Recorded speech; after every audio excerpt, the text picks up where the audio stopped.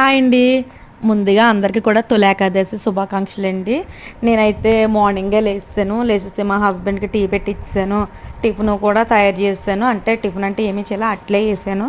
అట్లేసి కొంచెం టమాటా చట్నీ చేశాను. నైటే చేశాను. టమాటా చట్నీ చేసి ఫ్రిడ్జ్లో పెట్టాను. మా హస్బెండ్కి అయితే టిఫిన్ ఇచ్చాను. నెక్స్ట్ వచ్చి టీ తాగేసి ఆయన డ్యూటీకి వెళ్ళిపోయారు. డ్యూటీకి వెళ్ళిన తర్వాత నేను మార్నింగ్ లేసి వాకలు తుడిసి కళ్ళపేసి ముగ్గేసి ఇంట్లోకి వచ్చానండి.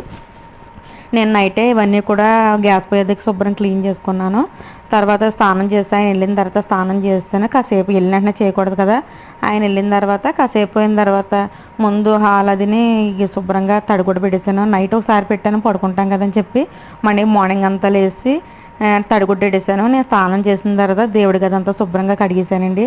కడిగేసిన తర్వాత అప్పుడు నేను ఇవన్నీ తయారు చేశాను. 1 by 1 వంటలు అవి చేశానండి. హారతి చేశాను. నెక్స్ట్ వచ్చేసి పులిహోర చేశాను. మా అమ్మగారు పేలాల పిండి పెట్టమన్నారు నైవేద్యానికి. నేను పరమాన్నం వండుతారనుకుంటే అది వండమా, కానీ పేలాల పిండి బెల్లం ముక్క వేసి పెడితే చాలా మంచిది, దేవుడికి పెట్టు నైవేద్యం అన్నారు.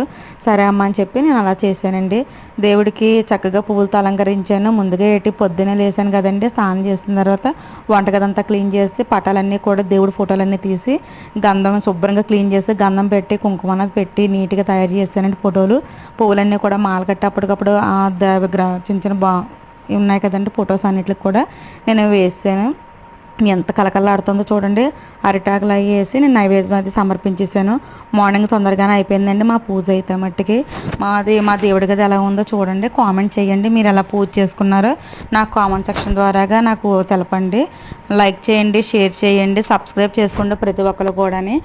ఈ తొలి ఏకాదశికి అయితే ఉపవాసం ఉంటామండి. చాలా వరకు కూడా షుగర్ బీపీ లేదు. ఇప్పుడు అందరూ మందులతోటే కదండి. ఎక్కువ శాతం ఉపవాసాలు ఉండడం కరెక్ట్ కాదు. మందులు మింగేవాళ్ళు, మందులు మింగలేని వాళ్ళకు ఉపవాసం ఉండండి. తప్పకుండా ఉపవాసం ఉంటే చాలా మంచిదండి.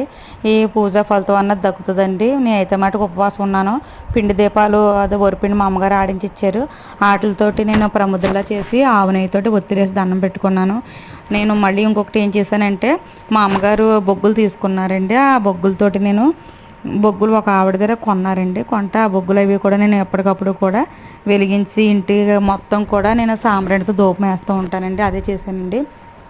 కడ్డీలు వెలిగిస్తూ ఉంటాను, కానీ ఎక్కువైతే మటుకి సాంబ్రాణితో నేను ధూపం అది వేస్తుంటాను.